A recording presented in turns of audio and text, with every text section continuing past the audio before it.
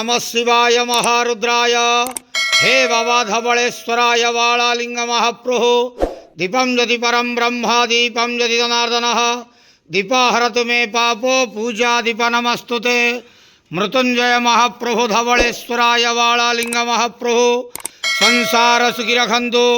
आज शुभ गुरुवार रे समस्त श्रद्धालु भक्त मान को आश्रीपद करंतु मनस्कामना पूर्ण करंतु कर्म क्षेत्र उन्नति करंतु ग्रहरिष्ट खंडन करंतु जगतर मंगल करंतु विश्वर कल्याण करंतु आपणकर नाम प्रकाश करंतु सेवकर डाक श्रवण करंतु समस्त गुआवसा भक्त मानकर मनस्कामना पूर्ण करंतु।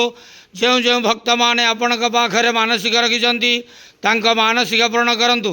बाबा धवलेश्वराय वालालिंगाय नमो नमः। संसार सुखी रखंतु आनंद गवार हरि बोलो।